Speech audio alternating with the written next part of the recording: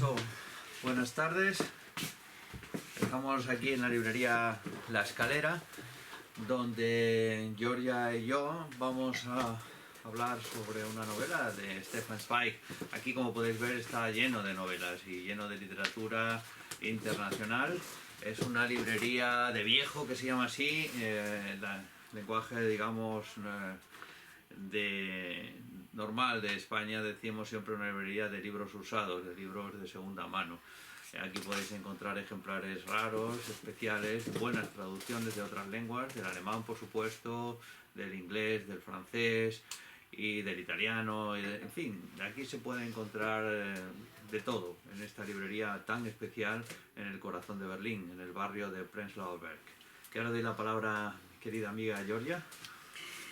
Pues para no variar nos ha fallado la técnica, así que voy a intentar hablar fuerte. Tenemos que hablar algo fuerte. Si para no falla la cámara, sí, falla la iluminación, falla vale. el sonido. Hoy es el sonido el que falla, así que vamos a intentar subir unos grados la voz y a ver si lo podemos mantener. Hoy quiero hablar de un libro que me leí hace poco, con el que le estoy dando el coñazo a todos mis amigos, y porque es El mundo de ayer, Die Welt von gestern, de Stefan Zweig. Y es un libro muy interesante para mí, por actual, y he pensado que sería ideal también para hablarlo con mi amigo Juan Pedro, porque Juan Pedro es especialista en literatura alemana y en historia. Sí, pero confieso que no he leído el libro. Sí. Este es... O sea, pensamos, porque Juan Pedro está muy ocupado en círculos de lectura y lecturas varias, ¿no?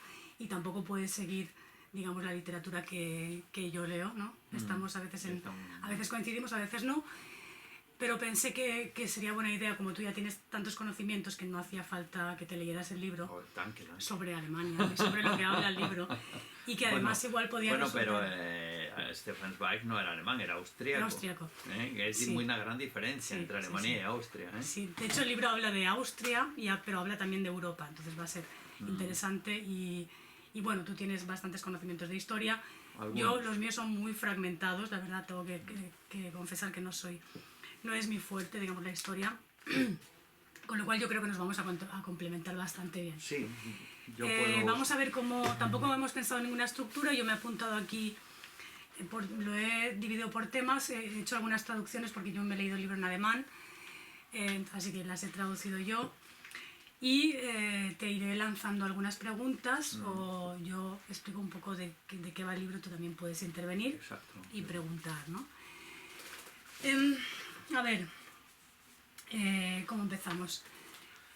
Pues por el comienzo, se empieza siempre por el comienzo. Eso está claro, de todas maneras se puede improvisar un poquito. Podemos empezar por el título, ¿no? Es como El mundo de ayer. ¿Dónde los dejaba ahí? Die Welt von gestern. Que es interesante porque alude a una pérdida de... O sea, Stefan Zweig escribe el libro durante la Segunda Guerra Mundial, si no me equivoco, a la cual no sobrevivió, decidió él no sobrevivir, ¿no? Él se suicidó y lo escribe durante la Segunda Guerra Mundial, y el libro explica un poco toda la historia. Bueno, él dice que es un libro que no solo reconstruye hechos, sino que intenta reconstruir atmósferas, ¿no? Que es muy difícil reconstruir las atmósferas de la época, que es mucho más fácil contar los hechos, ¿no? Pero el libro intenta un poco situarte en lo que era toda esa época. Al fin y al cabo era un literato. El literato, eso como tú dices, construye atmósferas, ¿no? No trata de ser un historiador, ¿no? Que simplemente da los datos, los hechos o los supuestos hechos. Y entonces comienza, digamos, desde el periodo del final del Imperio Austrohúngaro, ¿no? donde él vivió su infancia, sí. Hasta la época de preguerras, antes de la Primera Guerra Mundial, la Primera Guerra Mundial, el periodo entre guerras y el comienzo de la Segunda Guerra Mundial. Y ahí termina porque, lo dicho, él no sobrevivió, no llegó al final. Quizás debamos explicarlo para la gente que no sobrevivió porque decidió él mismo acabar con su vida, aunque ya no se encontraba en Alemania. De hecho, se suicidó junto con su mujer. Ambos se suicidaron en Brasil, porque él pensaba que estaba completamente convencido, o de alguna manera pensaba que los nazis iban a conquistar el mundo. O sea, él se asustó tanto de este tema que quiso quitarse de en medio. No se sabe muy bien por qué, pero en realidad se intuye. Él dejó escritas algunas cosas, pero no hablemos del suicidio de Stefan Zweig, como otros. No es el único literato que por alguna razón ha decidido quitarse la vida. Ya sabemos del japonés, pero eso es otro tema. Claro, pero es interesante lo que dices porque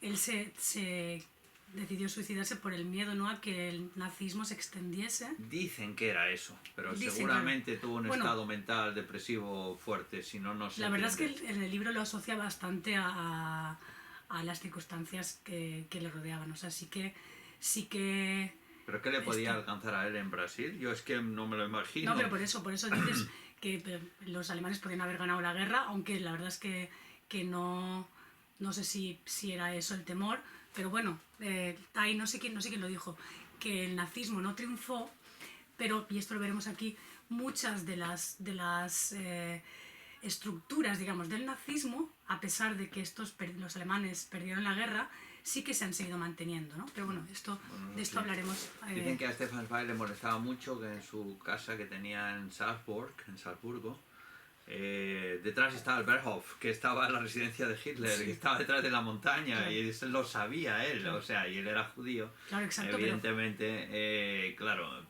Pero ahí hay un motivo ya para suicidarse, ¿no? En fin. Empezamos con este tema del título que se llama Die Welt, el mundo de ayer, y que podría llevar a engaño, ¿no? Podría hacer pensar que es un libro nostálgico, ¿no? Porque sí que empieza describiendo el fin del Imperio Austrohúngaro. Sí. Y como una época en la que, digamos, la gente no podía imaginar lo que se le venía encima al cabo de pocas décadas. Pero no es un libro para nada que idealice el pasado. De hecho, tiene algunos pasajes que en uno he pensado explícitamente en ti, donde habla de lo que era la infancia en esa época, ¿no? Cómo vivían ellos la infancia. Claro, la sociedad disciplinaria. Claro, y que dista mucho de ser algo ideal, ¿no? Dista mucho de ser... O sea, no es un libro que idealiza el pasado, pero sí que es un libro que critica de alguna manera el progreso. Sí, o sea, como exacto, tiene estas dos vertientes. Y sí que sin idealizar y criticando muchas de las cosas. Por ejemplo, el sistema educativo, como era, y la disciplina, ¿no? Y Me está recordando The Weiße Wand, ¿no? Exacto, es que ves, es que sigues mi hilo de pensamiento porque... Sí. Porque... Explícalo quizás para la gente que no sepa qué es eso, The Weiße Wand. Das Weiße Band Das Weiße Wand, sí. Das Weiße Band es la cinta blanca, se dice una película. Se dice en español, es una película del director austriaco, Michael Haneke. No sé, pues del 2000 y poco, ¿no? Será la película. Sí, aunque está ambientada en esa época de antes de la Primera Guerra Mundial. O sea, es prácticamente unos años antes de la Primera Guerra Mundial, sí. Él describe, o sea, la película es muy interesante porque describe Die Welt von gestern, o sea, el mundo de ayer de Stefan Zweig, de manera cinematográfica y muestra... Y en blanco y negro, además. Y con un narrador. Está muy bien porque tiene un narrador. Y la película muestra, digamos, es una película muy psicológica como muchas de Haneke, en la que establece una especie de relación entre esa represión, esa educación tan represiva que había en la época anterior a la Primera Guerra Mundial. Se centra la película mucho en los niños, además, en cómo vivían los niños esa educación y cómo esa represión acaba en una explosión de violencia. En mí, seguramente. Pensé en ti, pero ahora te lo voy a explicar. Sí. Pero sí, por aquí. O sea, que tanto Zweig como Haneke establecen esta relación de un tiempo represivo, ¿no? Y la gestación de sentimientos que luego, unidos a la propaganda medial, al final... Y al progreso, ¿no? Y al progreso tecnológico, acaba en una explosión de violencia nunca imaginada, ¿no? Porque la Primera Guerra Mundial fue un shock porque fue como un salto cuántico en las guerras, ¿no? Se puede decir. Toda la sociedad europea se conmovió, se tambaleó Ahí está la novela de Céline que tú me recomendaste, Viaje al fin de la noche, que él estuvo luchando en la Primera Guerra Mundial precisamente, del lado francés, era francés, pero es igual. Él dice que todos los valores se derrumbaron, efectivamente, y eso era quizá una consecuencia de la época anterior que parecía tan dorada, tan madura, tan perfecta, ¿no? Y cuando todo llega a una perfección excesiva, de pronto Parece que tiene que haber una ruptura. Un bruj, ¿no? Que dicen aquí. Y hay una revista ahora en Alemania que se llama Der Riga, y el otro día muy buena, que es crítica un poco con todo lo que está pasando ahora, y había un artículo que empezaba con una conversación de Theodor Adorno, que era un filósofo de la Escuela de Frankfurt, también crítico con el progreso. Sí, es cierto. Y la entrevista se la hicieron en el 69, ¿no? Después de toda el mayo del 68 y todo el movimiento estudiantil, y le preguntaba, un reportero del Spiegel le decía, hasta hace un par de semanas el mundo parecía estar en orden, ¿no? Y Adorno le contestó, para mí no. Es un poco el tema de que hay, un tema que trata el libro, de cómo este tipo de sucesos, ¿no? Pillan a la mayor parte de la gente desprevenida, pero hay gente, normalmente los artistas, que de alguna manera lo ven venir, o sea, que tienen una visión un poco más global o más crítica y que son capaces de establecer conexiones. Los intelectuales, la gente que es más crítica. Digamos que yo te diría que ni siquiera ni los intelectuales ni los artistas, sino son individuos sueltos, ¿no? Bueno, sí. Y Stefan Zweig tenía esta capacidad, y probablemente bueno, yo te diría, los pesimistas tienen esta capacidad. También. Porque normalmente si te aferras a la ilusión, un poco siempre quieres pensar que todo irá bien. Y al final, pues... La ilusión del progreso. La ilusión Exacto. del progreso, de que todo va a mejorar, siempre ponemos nuestra esperanza en el futuro. Espérate un poco, ahora es desgraciado, sufre porque todo va a ser, el mundo perfecto nos espera. Claro, y no puede ir a peor, no puede ir a peor. No puede ir a peor, y va a peor, siempre todo va a peor. Sí. Voy a empezar porque es una contradicción. Este libro es muy recomendable y trata muchísimos temas, y he dividido un poco para estructurarlo, lo he dividido en diferentes temas. Y voy a empezar, ya que estamos con la infancia, en la época del Imperio Austrohúngaro, ¿no? Voy a empezar con el pasaje en el que pensé en ti, por una cosa que me contaste una vez de tu infancia.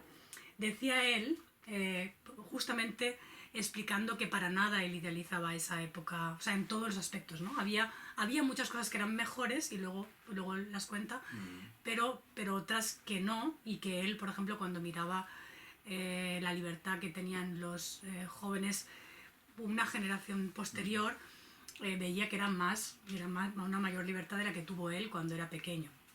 Él describe lo que era el colegio en su infancia, ¿no? Que es un poco el colegio de la cinta blanca también. Sí. Y dice, había una cancioncilla que teníamos que cantar en el coro con 7 años. Trataba de la alegre y bendita infancia. Ya por aquel entonces me costaba de entonar, pero todavía más me costaba de admitirla en mi corazón, pues mi etapa escolar, si tengo que ser sincero, no fue más que una continua sensación de aburrimiento innecesario, aumentada año tras año por el deseo de escapar de aquella feria. No recuerdo haber estado jamás alegre en medio de aquella monótona, descorazonadora y trivial empresa que nos amargó los mejores años de nuestras vidas.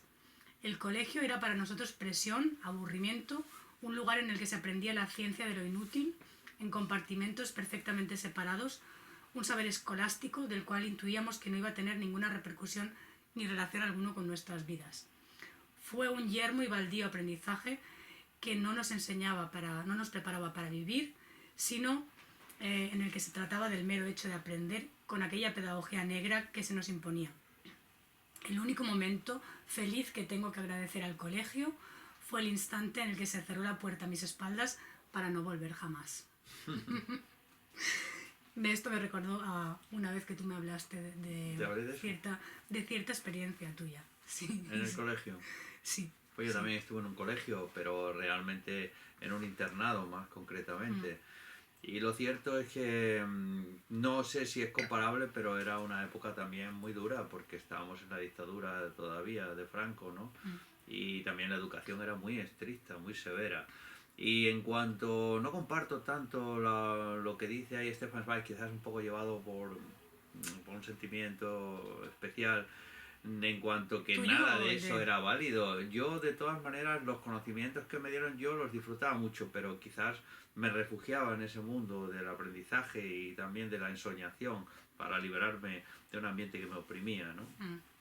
Eso es todo, ¿no? Yo pienso que... Él dice que años, o sea, le cogió tal manía a la institución, colegio, que cuando él se hizo famoso ya unos años después le llamaron desde el colegio para que diese una charla de presentación y se negó. Se negó.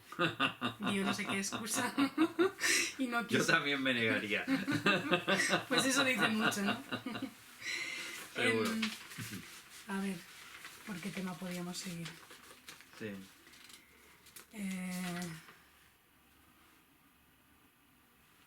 Bueno,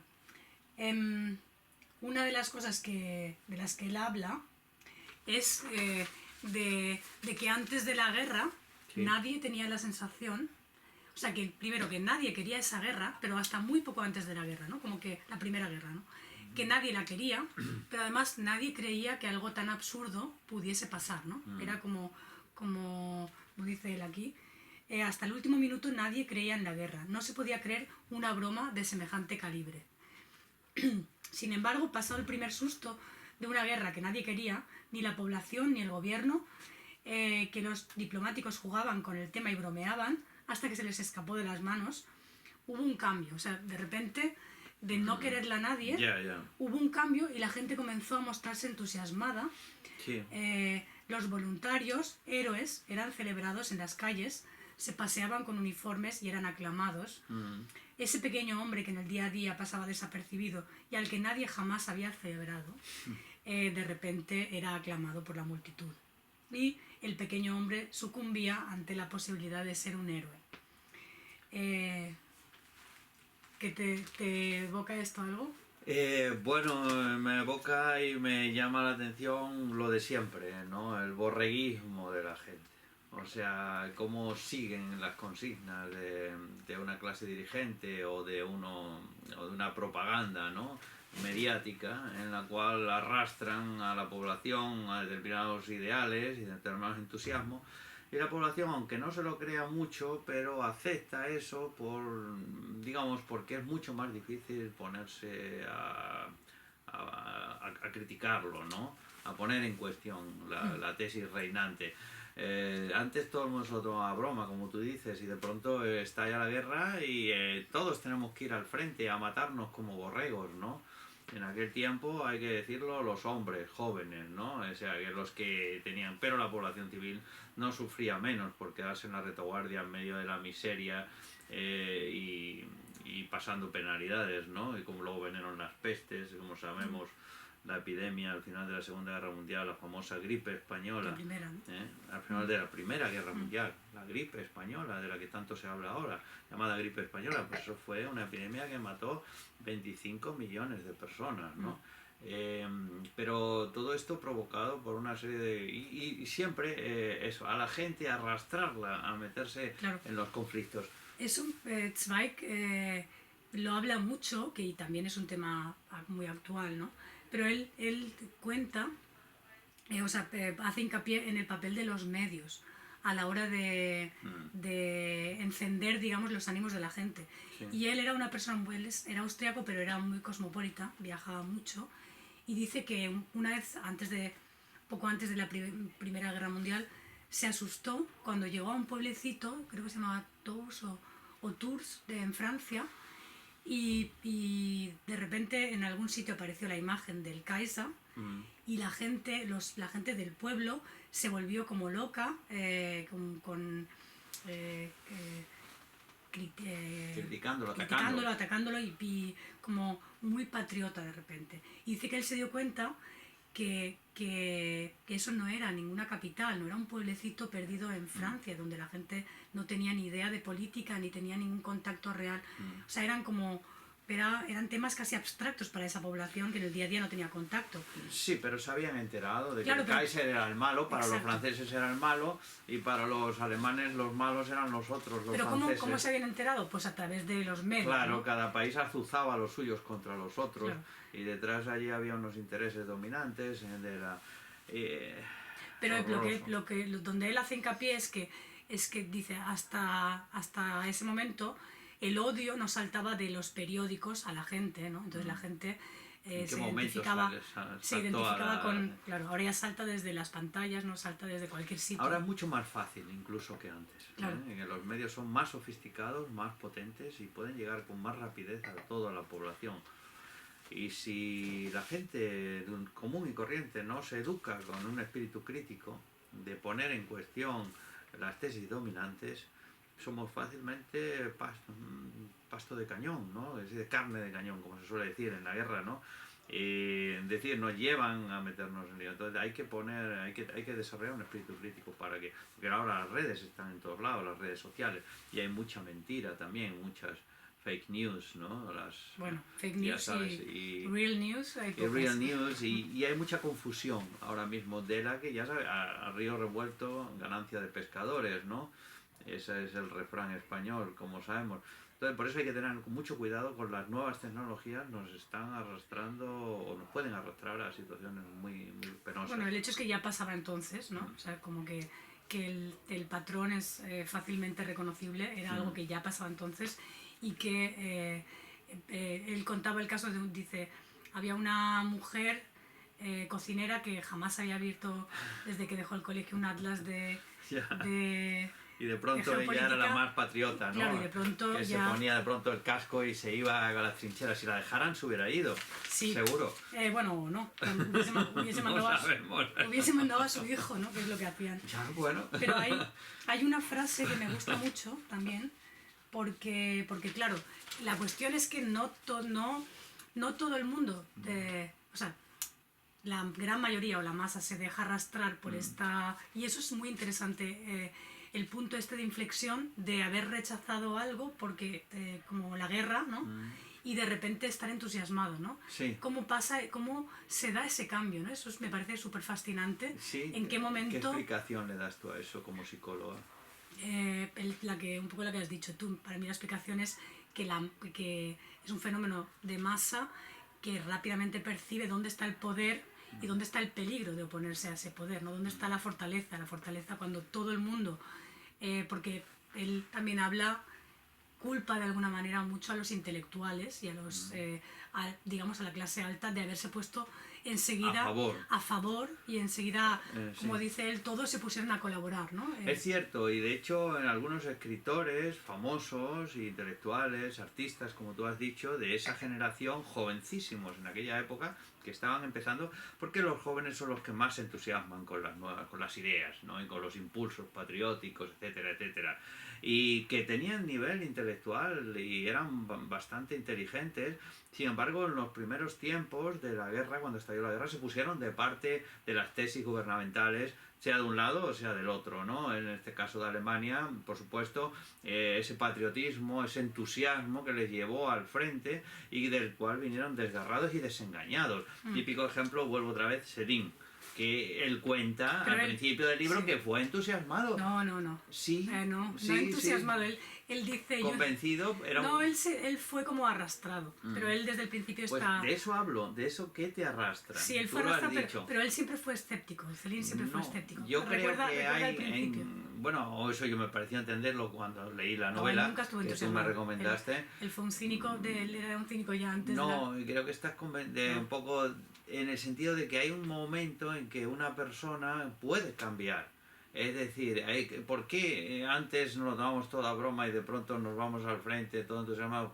¿Qué ocurre? ¿Y cuál es ese cambio? Pero justamente Céline, pero bueno, igual dejamos el tema porque... Sí, de todas maneras, creo recordarlo, a lo mejor me equivoco. Pero digo, dejando un poco a un lado a Céline, es lo que te decía, que hay personas desencantadas ya de alguna manera, que no son capaces de instalarse en este entusiasmo, ¿no? Al final, que requiere también cierta negación de la realidad, ¿no? Porque al final una guerra es una guerra, ¿no? Y mucho si tú te enfrentas ahí, mucho bueno no puedes esperar, ¿no? Pero, y hay gente que esto ya lo ve venir y que no es capaz de entusiasmarse, y luego está la mayoría que por no oponerse, bueno, y por lo que dice él también, gente que a la que nunca nadie había mirado, de repente las mujeres ahí aclamándoles porque eran Sí, héroes, las ¿no? mujeres Claro, es que por aclamando a eso- sus hombres que se iban a matar a la guerra, ellas Claro. más patrióticas que nunca. Claro. Luego dicen que todo es cosa de los hombres. Es curioso, ¿no?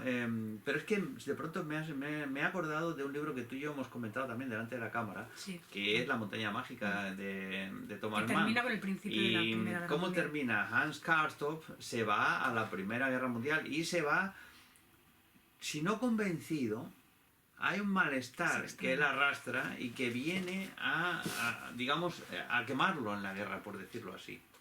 Ese malestar que él había ido cociendo. Se va cantando, ¿no? Se va Pienso que- cantando, sí.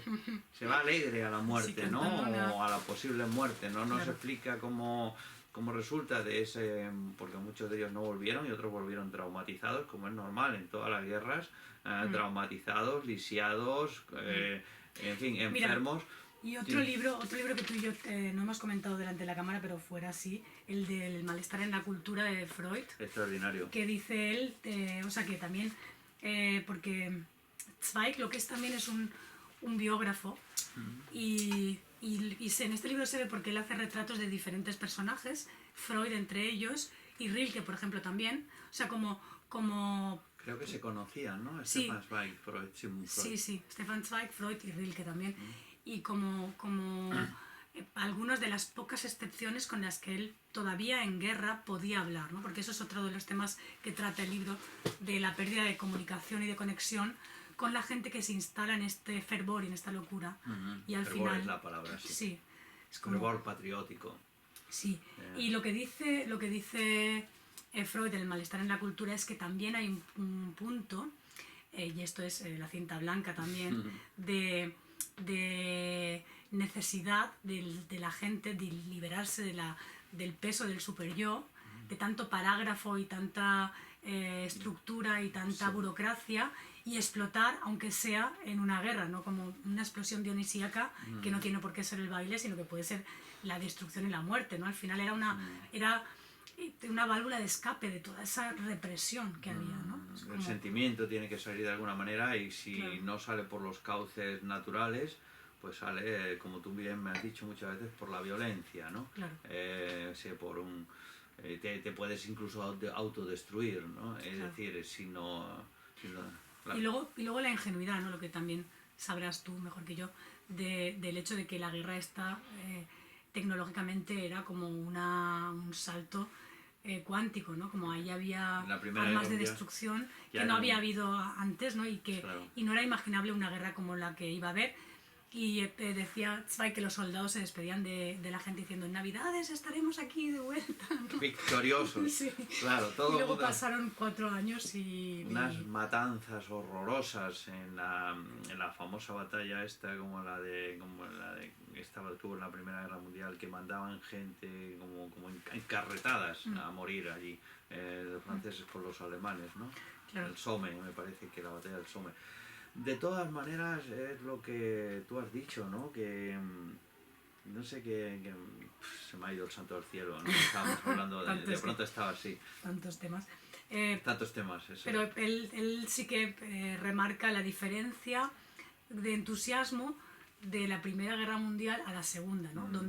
Porque dice él que, claro, la gente, los soldados que les habían prometido el oro y el moro, y que además venían de un sistema de la época esta de finales del Imperio Austrohúngaro, donde se creía fervientemente en la autoridad, ¿no? Sí, y entonces sí, todo sí. lo que... Y además que también... Y estamos hablando de que era Prusia todavía. Claro. Aunque Alemania estaba unificada, estaba bajo la égida de Prusia, de la zona en la que estamos, ¿no? Berlín es la capital de Prusia.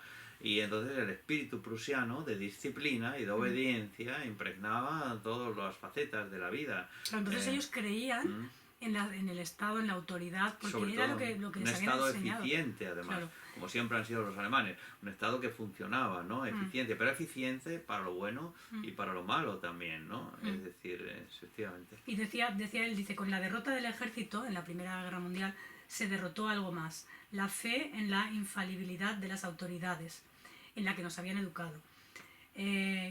cómo podían los alemanes seguir admirando a su Kaiser, que juró pelear hasta el último hálito de hombre y caballo y en una noche de niebla se escapó. O su general, sus políticos y poetas que incansablemente rimaban Krieg mit Sieg, guerra con triunfo, y luego perdieron, Krieg ¿no? mit Sieg, guerra con triunfo. Cómo seguir creyendo en la ley moral que durante 4 años escondía asesinato y robo detrás de heroicidad y requisición, ¿no? O sea, es como hubo un desencanto después de la Primera Guerra Mundial, ¿no? Tremendo desencanto. Pero eso no impidió que viniera la Segunda. Claro. Y Aquí vienen otros de los temas que hablábamos el otro día de primero la vergüenza, ¿no? O el fracaso, sí. Al final, la humillación, ¿no? Sí. Que fue para el frente alemán la derrota en la Primera Guerra Mundial. Sí, bueno, eso ya sabemos cómo es. Pero déjame antes hacer un inciso, ya sé por dónde vas a saltar de la primera a la segunda y del periodo de entreguerras, que es muy interesante en la historia europea y en la historia alemana. Entreguerras hablamos entre la Primera y la Segunda Guerra Mundial, ¿no? Ya sabéis que España no participó en la Primera Guerra Mundial, fue un país neutral. Pero y tampoco en la segunda, aunque Franco mandaría a la División Azul a apoyar a los nazis y eso es todo lo que hizo, ¿no? Pero quería hablar de una novela que también surge en esa época, en la Primera Guerra Mundial, como crítica a la guerra, que es, la conocerás, ¿no? De Sin novedad en el frente. ¿Cuál? ¿De qué? Sin novedad en el frente es de un Me suena, escritor de... ¿Cómo se llama este...? Bueno, no recuerdo ahora el nombre del escritor. ¿Lo actual? Hicieron una película, no, de los años 20 también, un escritor de la época de Stefan Zweig, pero alemán. Alemán, sí. Sin novedad en el frente es... ahora no me viene el nombre. Bueno, que describe precisamente un grupo de soldados que van a la guerra y cómo es la vida en las trincheras y ahí se habla también de una gran crítica porque se ve el horror de lo que claro, eso es también van entusiasmados, claro. y luego se desengañan. Sí, un poco en el estilo de Céline. Sí, ese es el tema de la... O sea, el principio de esta Bien, novela. Sigamos con esto. No, pues y también es interesante la descripción que él hace del periodo de entreguerras, ¿no? Donde... Erich Maria Remarque. Erich vale, Maria Remarque se llama, sí. Eso me va del frente, perdón. Hay una película, creo, ¿no? Porque me sí, suena hicieron mucho. una película también muy antigua, en blanco y negro, sobre... Creo que la película sí que la he visto. Pues eso, que dices tú que no impidió, o sea, el desencanto, ¿no? Que hubo después de la Primera Guerra Mundial, donde también los soldados volvieron y se dieron cuenta que todas esas etiquetas de héroes no les servían de nada porque volvieron como mendigos, ¿no? Sí. Y a veces con traumas. También aquí empezó toda esta investigación del trauma de los soldados, ¿no? Que habían estado en el frente y que ya no se recuperaban. Aquí también me viene una película que, bueno, es de la guerra del Vietnam, pero que ilustra muy bien cómo se queda una persona que ha estado sometida a ese nivel de estrés cuando luego vuelve la normalidad, ¿no? Es incapaz de adaptarse. Sí. Y en esta época fue un periodo que para la psicología hubo un avance brutal porque claro, había mucha gente traumatizada, ¿no? Y había una causa clara y se empezó a hacer una asociación clara entre trauma y consecuencias. Es una época... También las guerras han traído avances científicos, naturalmente. Los estudios han provocado estudios claro, la ciencia no tiene moral. Al final la ciencia exactamente, han aprovechado una circunstancia. Es que quizás quisiera hacer referencia también aquí a una buena serie alemana que ha salido... no hace mucho, que lleva 3 temporadas y no han hecho más, pero que merece la pena verla y que trata precisamente del periodo de entreguerras. Se llama Babylon Berlín y ahí el protagonista es un inspector de policía que viene de Colonia y que ha venido a Berlín a investigar ciertos casos y que ha estado en la Primera Guerra Mundial y se ve al principio de la película el síndrome del tembleque, ¿no? De la mano, tiene que tomar drogas, seguramente heroína o algo así, que entonces no estaba tan perseguida, y el tío se toma para calmar un efecto secundario que quedaba del gas mostaza, porque en la Primera Guerra Mundial se utilizaron gases venenosos en el frente, ¿no? Cosa que no se hizo en la Segunda Guerra Mundial, y dejaba a los soldados con unos síndromes absolutamente que no podían de verdad, ¿no? Y todo esto pues motivó un desarrollo de un estudio médico para hacer este tipo de efectos. Claro. Se había utilizado a la gente como conejillos de India prácticamente, ¿no? Y claro, es que el periodo de entreguerras también da para mucha investigación. Es que podemos hablar de cualquier cosa, claro, realmente, pero mejor sigue tu guión, si no... pero es que, claro, sí, es muy mejor sigue el guión. Es muy interesante también como, al igual que cuando hay un trauma, muchas veces en un trauma individual, ¿no? Una persona sufre un trauma, el que sea, y curiosamente después del trauma hay una fase casi de represión y de euforia en la persona, ¿no? O sea, como individual. Y después viene la hecatombe, digamos, vienen los efectos, ¿no? Hay un periodo de latencia en la que a veces hay como una euforia incluso. Y esto pasa tanto en periodos como en la vida del individuo, como en traumas puntuales, como en la sociedad, ¿no? Es como la movida madrileña, ¿no? Después de toda la represión, sí, es como la represión del franquismo y el paroxismo casi de la fiesta madrileña de la movida, ¿no? La movida. Y bueno, los locos 20 de aquí, ¿no? Después los locos 20, los salvajes 90 aquí en Berlín cuando cayó el muro, hablando de Berlín concretamente. Claro, es como que primero hay eso de lo que Freud habla en El malestar en la cultura. Primero hay una liberación, en la que parece que lo que ha pasado se olvida, pero no se olvida, sino que se queda latente hasta que pasa la euforia y entonces vienen los síntomas, ¿no? Pero este periodo de latencia fue, digamos, el periodo de entreguerras, pero obviamente los problemas no se habían solucionado, entonces tendrían que volver a emerger, ¿no? Ya no solo no se habían solucionado, sino que se habían generado odios, ¿no? Porque es muy fácil medialmente generar odios entre pueblos, entre personas, entre razas, pero muy difícil revertirlo, ¿no? Porque el ser humano siempre busca una fuente de proyección para esa parte propia que no es capaz de aceptar, ¿no? Sí. Y eso, en los 20, él habla de como en Berlín, o de ese descontrol, que de repente las mujeres se cortaban el pelo corto, se vestían como hombres, las faldas cortadas, eran muy promiscuas, estaba casi mal visto ser virgen, ¿no? Hay un gran momento también de liberación de la mujer en esa época, pero también debido a la crisis de valores, se aprovechó, hubo un avance en el sentido, pero también hubo un aumento de la prostitución y de las drogas, y muchas veces era por necesidad, ¿no? Pues también era, ¿sabes? Y es interesante que siempre se intenta en la historia remarcar como, si la mujer se liberó, ¿no? Y luego lo puedes analizar también en este aspecto, ¿no? Podría ser simplemente un rechazo también de lo que había sucedido, ¿no? No querer identificarse, que es lo que dice Zweig, con los padres, ¿no? Que habían hecho toda esa guerra y habían ese desastre, y que los hijos rechazaban todos esos valores y querían reinventarse, y entonces querían distinguirse lo máximo posible de lo que había sido su generación, ¿no? Anterior. Sí, una generación siempre trata de romper con la otra. Claro. Y respecto, por ejemplo, hay un detalle que yo he oído, a veces hay gente que sostiene que la cuestión de que empezaran las mujeres a fumar, que fue en ese periodo de entreguerras, ¿no? Entre la Primera y la Segunda Guerra Mundial. ¿Por qué? Pues hay varias explicaciones. Yo he leído una explicación en una historia del tabaco, pero bueno, es una explicación. Todos me han dicho que no, que eso fue propaganda de los Estados Unidos, que empezaron a sacar a las mujeres fumando un cigarrillo porque eso las hacía más interesantes, y entonces eso, pues todas las mujeres empezaron a imitar lo que hacían las artistas en el cine, etcétera, etcétera.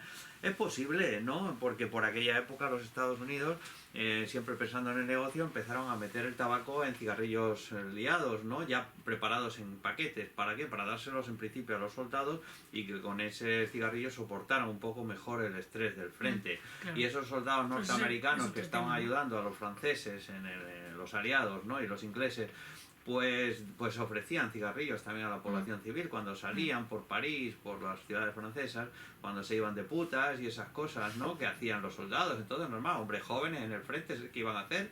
Entonces, pues las mujeres empezaron a fumar también y fue un contagio, claro, de una moda que además era adictiva, porque lógicamente se hacía con la intención de que te hagas adicto a una droga, que es la nicotina, y compres el producto que ya el mejor negocio es hacer una persona adicta a un producto que tú fabricas. Y uno puede ser adicto a está cualquier clarísimo, cosa, ¿no? Claro. O sea, Claro. Y luego, lo que dice Zweig, que no sé si estarás de acuerdo como historiador, es que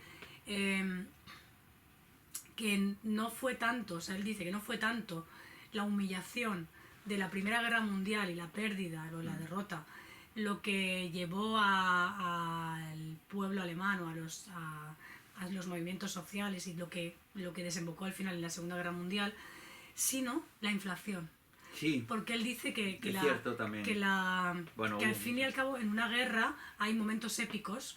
Sin embargo, en la inflación lo que provocó fue un sentimiento de humillación y de vergüenza en la población y de malestar que clamaba venganza también, ¿no? Y él dice que fue esto, o sea, fue la inflación. Dice, no hay en la inflación nada épico, y por lo que he leído, y la verdad es que nunca había leído sobre así concretamente sobre la inflación y lo bestia que puede ser. ¿Nunca habías leído sobre la inflación? No. Es un suceso muy curioso de la historia alemana, porque se produjo sobre todo en Alemania. Sí, dice sobre que en todo, Austria era muy bestia, pero que en Alemania fue muchísimo peor. más todavía. Por las conexiones, supongo, de los bancos alemanes que tenían... El caso es que la moneda se vino abajo, que es eso lo que... Más que eso, empezaron a subir los precios de una manera tan brutal que dicen que se empezó a quemar, ¿no? Se empezó a quemar el dinero porque no valía nada, y de hecho dicen que salías corriendo hacia por un pan en la panadería al lado con, pongamos, 100.000 marcos en la mano, y cuando llegabas costaba 150.000 marcos. O sea, así de rápido iba la cosa, de tal manera que el dinero no valía nada, y entonces la gente optó por intercambiar cosas. O sea, si vivías en una ciudad y no tenías alimentos, pues te ibas las obras de arte o los muebles y los llevabas al campo y te traías unos sacos de patatas y te traías pan y te traías leche. Así al final se hizo, porque el dinero, sobre todo en el año 1923, llegó a no valer absolutamente nada. Entonces, ¿qué ocurría? Que la gente estaba en la miseria y aumentó muchísimo la prostitución en esa época. De hecho, se dedicaban a negocios ilegales. Claro, él dice que en esa época se invirtieron los valores totalmente. Dice, la gente que había tenido deudas de repente no tenía deudas. La gente que había vivido de una forma honrada había perdido todo su dinero.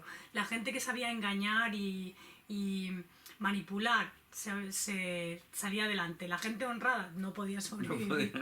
Era como una especie de inversión, al revés, ¿no? como el carnaval económico, ¿no?